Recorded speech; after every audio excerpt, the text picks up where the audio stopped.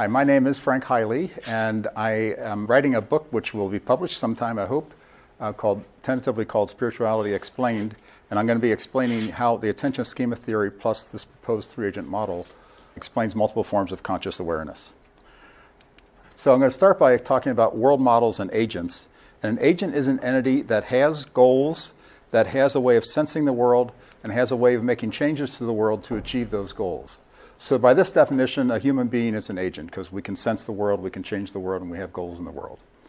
There's a theorem from control theory in 1970 that says that every good regulator of a system must be a model of the system. Now, the good regulator here means it's a good agent, and the system is the world that the agent is working in. So this means that a good agent needs to have a model of the world that it's working in. So as a human here, I need to create a model of the world. And in fact, I'm experiencing that model of the world whenever I look out at the world. And if the agent is part of the world that he's trying to operate in, like my body is part of this world that I'm trying to operate in, my model of the world must include a model of myself. And I call that a self-model. So agents that are active in the world that they're trying to operate in need to have a self-model. Now the question is, are we humans living in the world directly, or are we human self-models living in our model of the world? Now, to me, colors will demonstrate that we are living in the model of the world because colors don't exist out there in the real world. They're made up by our brain. So we are living in our model of the world. And so we are self-models living in and experiencing our model of the world. Now, there's other evidence in favor of this conclusion, and you can go to my website and watch the video on there to hear some of the other evidence. I don't have time to talk about all of that in my talk here. Now I'm going to go on to the three-agent model. The three-agent model, the first agent of it is the thinker. The thinker is the generalized problem solver. The doer is the agent that controls the body. And the experiencer is the agent that creates the model of the world. Now, the evidence for the thinker and doer is that they're consistent with other experimentally derived models of cognition in two different fields. In the field of psychology, they're consistent with the dual process theory. Dual process theory was popularized by Daniel Kahneman in his book, Thinking Fast and Slow. The other model is in the field of neuroscience, and there's an action-outcome stimulus-response model there. And the action-outcome contingency system is the system that tries to figure out what action will give me the outcome that I want. So that's the problem solver, trying to find the action that will produce the outcome I want. So that's the thinker, and the doer is the stimulus-response habit system. Now, given a thinker and a doer, the experiencer is required by the good regulator theorem. You need to have a model of the world, and the experiencer creates the model of the world that's shared with both the thinker and the doer. And I've got a diagram of the three agents here. Actually, there's four agents. There's the modern human as a whole as an agent. And then there's the three sub-agents of the human. So the thinker is the problem solver, and it also produces thoughtful speech. So when you think about what you're going to say before you say it, that's the thinker saying that speech. The doer is the agent that controls the body, and it's the agent that produces the automatic speech. And most of our speech is automatic. Hopefully, most of this talk is going to be automatic because it'll be a much smoother talk if I'm just doing it automatically instead of trying to stop and think about what I'm saying as I do it. So most of our speech is automatic. And then there's the experiencer, which constructs the model of the world. And the way that the experiencer constructs the model of the world is by understanding. In particular, for example, the experiencer understands the sensory input that's coming in, and it can modify the sensory model of the world to reflect that sensory input, the new sensory input. It can also understand the language that's coming in, and it can modify the conceptual model of the world to match the language that's coming in here. Understanding also includes intuition. I would say that intuition is understanding how the world works without thinking. So if you don't have to use your thinker to figure out how the world works, that's intuition, and it comes from the experiencer. Similarly, the doer will have instincts, which instincts are understanding what to do in the world without thinking. So if you don't have to think about what you're going to be doing, that's an instinctual thing that you're doing then. There are some other connections between the agents here. There's attention that's directed always by the experiencer. The experiencer is the agent that directs attention to different objects in the model of the world. But the thinker and doer can request that the experiencer pay attention to a particular object, and that would be called top-down attention. Or the experiencer can choose the object on its own. For example, if something happens in the world which is unexpected, the experiencer can bring that to the attention of the thinker and doer, and that's bottom-up attention. Now, the thinker generates the inner voice and the inner visualizations that the experiencer experiences. So this is the little voice in your head talking, or if you can manipulate images consciously, that's the thinker doing that. Emotions and feelings are generated by the doer, and they're also experienced by the experiencer. And finally, the doer has to tell the experiencer about some planned motions of the body, because if I move the body, the sensory experiences that I'm going to have are going to be different. So the experiencer needs to know about planned motions, so it can take that into account. Now, the self-models of the agents are shown here, and the thinker mostly lives in the conceptual world. So its self-model is a conceptual self-model, which is what I call the I, me, my concept. This is the autobiographical narrative history of me. Everything I know about me is all part of that I, me, my symbol. The doer is the one that controls the body, so the model of the body is the self-model of the doer. The body here is not the physical body, this is the model of the body. Now, the experiencer doesn't do anything in the external world, so you might think it doesn't need to have a self-model, but it does, and I'll explain that later. And finally, the human as a whole would be some combination of these three self-models of the three agents that comprise the human. So now I'm going to go on and talk about attention schema theory, and I'll start with a couple of definitions. First of all, a body schema is a model of the body. So this, in fact, is the self-model of the doer, is the body schema, because it's the model of the body. So the attention schema is a model of the current state of attention. Now, there's a neurological mechanism in the brain that causes the brain to pay attention to one thing or another thing. This attention schema is not that neurological mechanism. It's a model of what that neurological mechanism is doing. So this is kind of a coarser, high-level model of what's going on in the attention system of the experiencer at any given point in time. So that's the attention schema. In a preview, the attention schema is the self-model of the experiencer. Go on and explain that now. Now let's take a look at how the effects of attention on the world.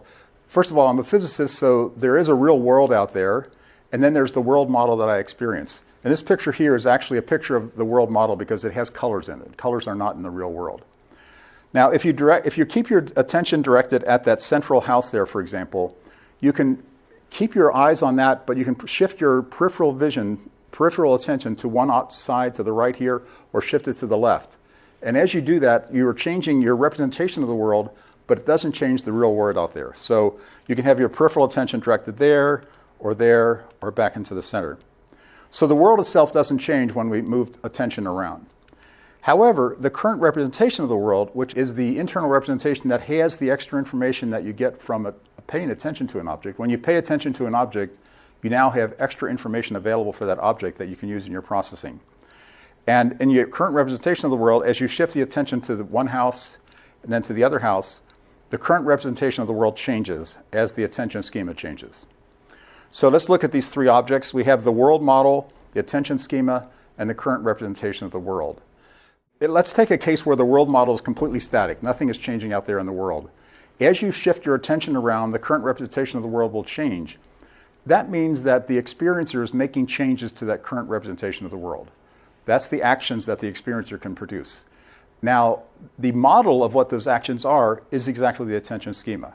The attention schema is telling you where in that world model attention is being directed. So you can model what the experiencer is doing by having the attention schema. So that's why the attention schema is the self-model of the experiencer. So we can go back to this table and fill in that slot now. So the attention schema is the experiencer's self-model. Okay, now I'm going to show you two slides about attention schema theory. And these two slides are taken from the Graziano's article that's mentioned at the bottom there. Michael Graziano is the Princeton neuroscientist that came up with attention schema theory. And this is figure 1A of his text there. And the black text on both of these slides is essentially the text from his figure caption. So I just relabeled it to use my terminology instead of his. So when visual attention is captured by the image of an apple, that gives information to the brain. This is not awareness. Subjective awareness requires two additional things. It requires a self-model and it requires the attention schema. And in fact, the attention schema is what connects the self-model to the object of attention. So the overall model of awareness in attention schema theory is the self-model plus the attention schema plus the current representation of the world. That's the model of awareness according to attention schema theory. Now, according to attention schema theory, it would say that only the experiencer is conscious. The thinker and doer are not conscious. because the experiencer is the only agent that has an attention schema. So the thinker and doer don't have an attention schema, so they can't be conscious according to attention schema theory. Now I'm going to take this attention schema theory model of awareness, and I'm going to apply it to the three agents. So I'll come up with three different agent awareness models. And I'll start with the thinker. And the thinker self-model is I, me, my. So the thinker could express this in words. It could say, I am aware of the apple. That would be the word way of expressing the thinker's awareness of the apple. The doer has a self-model of the body. So this would be a case of body-aware apple. And this is in sensory feelings. I'm trying to give the sense that this is in sensory feelings. It's the feeling of being aware of the apple. That's what the doer is going to have. It's what philosophers call the qualia. It's the qualia of being aware of the apple is what the doer is experiencing here. Now, the experiencer, the self-model of the experiencer is the attention schema. So you get the clue here that attention schema is awareness. So you might think this is talking about, I'm aware of the awareness of the apple. But that's not what this diagram is saying, because both of these attention schemas are both pointing to the apple itself. You don't have one pointing to the other pointing to the apple. So these two attention schemas are really equivalent to just one attention schema. So for the experiencer, you have a case of selfless awareness. There's no self involved in the model of awareness for the experiencer. So it's just aware of apple, or awareness of apple. There's no I, me, my. There's no body-aware apple. It's just awareness of apple without any self represented there.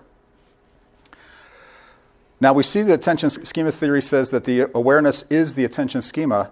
That means we can rename the experiencer's self-model to be awareness of self. Now just think about that. Every time that you're aware of anything, and you're aware that you're aware of it, you are experiencing the self-model of your experiencer. Awareness of self is the self-model of the experiencer. I think that's a pretty amazing thing. So you're having an experience of your experiencer's self-model all the time, whenever you experience being aware of something. So here's a summary of the agent self-awareness models for the thinker, doer, and experiencer. But the thinker and doer are not conscious agents. In order to be conscious, they have to be combined with the experiencer. So we can rewrite this for three different kinds of conscious agents by combining the thinker and doer with the experiencer. Then you have a thinker consciousness, a doer consciousness, and then the experiencer consciousness. And the experiencer consciousness is still a selfless awareness. And the human consciousness will be some combination of these three consciousness models, because that's what the human is. Now let's look at different kinds of consciousness. First of all, we'll start with the normal modern human. And I claim that the normal modern human identifies almost totally with the thinker. Part of this is because the thinker tells him that's who you are. You are me. You are me, the thinker. And it tells him that in the inner voice. We think that the inner voice is us talking to ourselves. So we're thinking that we're the thinker talking to ourselves when we hear that inner voice in our head and we identify with that inner voice. Now, if you think of the thinker as kind of being in the head, and if you think of the doer as being in the heart because the doer has the emotions, somebody who's more integrated might have a little bit of the doer self-model mixed in there. They experience that they are the thinker, but there's a little bit of doer mixed in too. Now, I claim that meditation tries to bring us to awareness of awareness itself. So it tries to give us lots of experiences of being aware of awareness so that we can actually start to incorporate the experiencer into our self-model, into our human self-model. So this would be what a normal modern human is, but in all cases, the dominant agent in these models is the thinker. So that's who we think we are, and that's the way we live. Now I'm going to turn to an animal, but I'll first remind you of the three-agent model for the human. And for the animal, we have a weaker thinker. And the reason it's weaker is because the brains are different. If you look at the human frontal lobes, which is where a lot of the thinker circuitry is located, the human frontal lobe in a human is bigger than the corresponding frontal lobe of a primate. You know, if you compare them by fractions of the brain, we have a larger fraction on our frontal lobe than the primate has. And then the primate has a larger frontal lobe than the normal mammal out there. So we've gotten more and more thinkers. Now, animals do have thinkers, but they're just weaker thinkers. And then the other thing is the animals don't have thoughtful speech. And if you ask me in the question and answers session, I'll tell you an example from Jane Goodall of why animals don't have thoughtful speech. But the main difference is that animals don't have the language input mechanism that we have. And that means that the conceptual model of the world that they build up only has the conceptions that they themselves created in their life. We get all of our conceptual model of the world taught to us by our parents, by our teachers, by our friends, by our employers, by everybody. Here at this conference, you're building up your conceptual model of the world with all these talks. So we have a huge and rich conceptual world that we live in. Animals have a very impoverished conceptual world that they live in. So my claim is that animals are totally identified with the doer.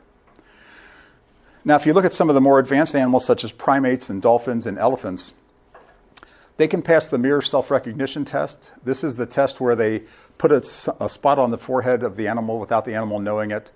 And if they show the animal a mirror, the animal will realize that that's them in the mirror, and they'll reach up and they'll rub on the spot to see what it is.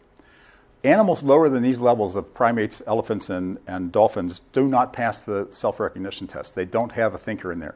So my claim is that the animals that pass the self-recognition test actually do have a thinker self-model as part of their doer self-model. But again, the doer would be the dominant model because that's where they mostly live. Now, a third kind of consciousness is the flow state. And this is the state where you're totally immersed in some kind of activity. And there are a lot of different attributes that come from this flow state. I'm going to concentrate on just the one attribute there called the loss of reflective self-consciousness. Now, the flow state can be experienced by artists, by writers, by musicians, by athletes, or by any ordinary human. You can get into a flow state if you get totally immersed in some kind of activity. And my claim is that the only of those three agents there, the only agent that doesn't have self-consciousness is the experiencer. It has no self-model that is operating out of it. It doesn't experience a self in any of its experiences of the world. So my claim is that this human self-model here would be dominated by the experiencer when you are in the flow state. So these human self-models can be dynamic. You can shift back and forth from one to the other. But when you're in the flow state, my claim is that you're in the experiencer flow state. Another kind of consciousness is enlightened consciousness states. Now, I don't have a lot of time to go into all the properties of this. You can go to my website, into that video, and hear more about this. I'm only going to talk about two traditions that talk about enlightened consciousness states. In the Hindu tradition, the Advaita Vedanta tradition, they talk about non-duality as being what their enlightened consciousness state is. And non-duality to them means that Atman equals Brahman. Now, Atman is supposed to be the true soul of the human. So they're saying that the true soul of the human equals Brahman, and Brahman is all of reality. So they're saying the true soul of human equals all of reality. Well, if the true soul of the human is the experiencer, because that's the only agent that's conscious all by itself, and if the reality is the world that we live in our model of the world. So this is saying that experiencer equals world model. And that's exactly what the experiencer does. It creates the world model. So that would make this statement true if you're living in the experiencer consciousness. Now, the Buddhists have a concept of no self. They say that any experience of a permanent self is an illusion. There isn't any permanent self. And again, in the experiencer consciousness, there's no self in awareness. When you're aware of something, there's no self involved in that awareness. So the experiencer-dominated consciousness state would describe these enlightened states. So there are several possible kinds of enlightened states. The first one is what I showed you for the flow state. So the flow state is kind of the beginning of the enlightened states. You could have less thinker, and then you could have no thinker, and then you could have 100% experiencer. Any of these would be stages of enlightenment. You can really see that there's a continuum of kinds of enlightenment. In this diagram here, I'm showing there are three different axes in this diagram. Each axis shows a particular kind of consciousness. The thinker consciousness is going from 0 to 100%, or the doer going from 0 to 100, or the experiencer going from 0 to 100. So any consciousness state that you have would correspond to some point in here. So a normal modern human might be down in that thinker consciousness corner. An animal might be over in the doer consciousness corner. And the flow state might be there, and the enlightened state might be there. So I hope that your experiencer intuitively understood this explanation of the multiple forms of conscious awareness. And I'd like to thank you for directing your top-down attention to my presentation. And please go visit my website and sign up for updates. I'll let you know if there's a new video posted on my website. And most importantly, I'll let you know when I actually publish the book. I'll give you the publication date.